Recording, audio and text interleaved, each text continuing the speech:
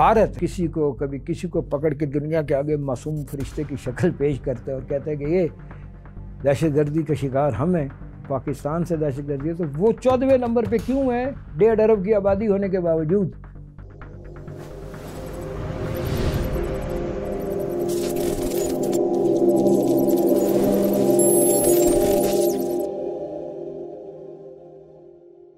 जो अफवाज असला इस्तेमाल करती थी वो आम दहशतगर्दों के हाथ में आ गया और वो उसको लेके पाकिस्तान पे चढ़ दौड़े। तो जिस मौके पे अमेरिका को हमें आके ये यकीन दहानी करानी चाहिए कि हम आपके साथ हैं, हम ये असला आपके ख़िलाफ़ इस्तेमाल नहीं होने देंगे, हम उनसे असला वापस लेते हैं, बल्कि आप भी हमारी इसके साथ को करें। आप अपने हॉस्टेजेस को छुड़वाने के लिए कतर के और यूएई के डिप्लोमेट्स को और ऑफिशियल्स को लेके आ जाते हैं, तो पाकिस्तान के ऑफिशियल्स को भी साथ लेके जाते हैं ना भाई कि ये यार इनके ऊपर ये हमारे फ्रंट लाइन एला ही रहे हैं, बल्कि अभी भी हैं, और इनके ऊपर आपके मुल्क से दहशतगर्दी हो रही है। क्या आपने ये ज़ालिम खलीलज़ाद हो या जो भी हो ये इशू टेकअप किया है पाकिस्तान का?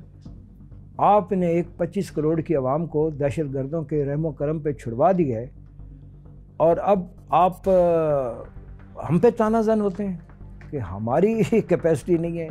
एनीवे, अब हम ज़रा आगे चल के देखते हैं कि भारत किसी को कभी किसी को पकड़ के दुनिया के आगे मासूम फरिश्ते की शक्ल पेश करता है और कहता है कि ये दहशतगर्दी का शिकार हम हैं, पाकिस्तान से दहशतगर्दी है, तो वो 14वें नंबर पे क्यों है 1.5 अरब की आबादी होने के बावजूद? तो ये चीज़ें वो उसका जवाब देने से कासिर हैं। कम अज़ कम 10-15 जगहों पे भारत के अंदर जो उनका होम ग्राउंड टेरर नेटवर्क है वो मौजूद है। 36 के करीब दहशतगर्द इलादगी पसंद तहरीकें चल रही हैं वहाँ पे, और ये इनके जो टेररिज्म नेटवर्क अपना है ये बेंगलोर, बटखाल, आज़मगढ़, कसारगोड, हैदराबाद, बांग्लादेश बॉर्डर, छत्तीसगढ़ एंड आंध्र प्रदेश, पुणे, अहमदाबाद, औरंगाबाद और मुंबई में है।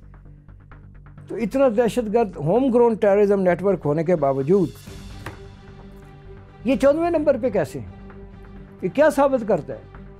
कोई एक इंसिडेंट ये बताएं कि क्या कोई मेजर टेरर इंसिडेंट हुआ है जिसमें कोई सिवाय बयानबाजियों के पाकिस्तान के ख़िलाफ़ कभी के मर जाने भी पाकिस्तान पे इल्ज़ाम लगाना और कभी कबूतर और कभी गुब्बारे पकड़ के कहना ये पाकिस्तान की तरफ से दहशतगर्द आए थे?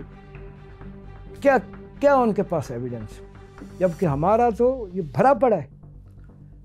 मेरे ख्याल में हमारी वज़ारत ख़ारजा, हमारी वज़ारत दिफ़ा और हमारी वज़ारत दाखिला को मिलकर एक बड़ा स्ट्रॉन्ग डोज़ियर बनाना चाहिए, और ये जो हम second most impacted nation of the world by terrorism है, इस चीज़ को उजागर करना चाहिए, दुनिया को बताना चाहिए कि जनाब ये इसके साथ सारे एविडेंसेस जो हैं वो लगा के ये हमें बताना होगा कि देखें हम दूसरा बड़ा विक्टिम है दहशतगर्दी का, और हमारे ऊपर ये इल्ज़ाम लगाते हैं अड़ोस पड़ोस से।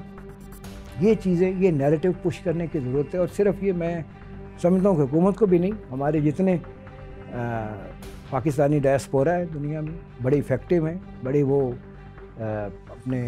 अपने चीज़ों का बड़े मुतहर्रक रहते हैं अपनी राइट्स के लिए और पाकिस्तान के राइट्स के लिए, या डेमोक्रेटिक राइट्स और ह्यूमन राइट्स वगैरह में बड़ा मूव करते हैं होस्ट गवर्नमेंट्स को। मेरा ख्याल है ये उनको भी चाहिए, पाकिस्तानी डायस्पोरा को, कि ये चीज़ें भी नोट किया करें, अपनी पॉलिटिकल एफिलिएशंस को भी हटा के पाकिस्तान के अंदर जहाँ उनके माँ बाप बहन भाई ये शिकार होने हैं दहशतगर्दी का, पाकिस्तान जो दुनिया की दूसरी बड़ी कौम बन गया जिसके ऊपर ये जुल्म व सितम हो रहा है, जो कि दहशतगर्दी के शिकार अक़वाम में दूसरे नंबर पे आ गए।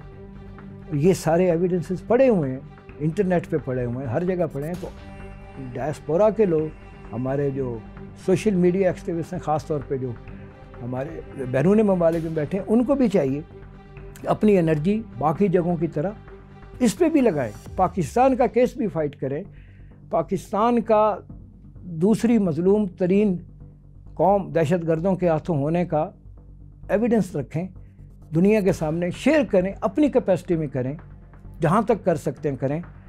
تو میرا خیال ہے کہ یہ کوئی ایسی بڑی چیز نہیں ہے کہ یہ ہم انٹرنیشنل کمیونٹی کو بابر نہ کرا سکیں. یہ ویڈیوز آپ نے دیکھی ہیں, اسٹیٹمنٹس دیکھی ہیں, میڈیا رپورٹس دیکھی ہیں, کلپس دیکھیں, کلبھوشن یادو کے سارے بیانات پڑھے ہیں, کنفیشنل اسٹیٹمنٹس پڑھے ہیں.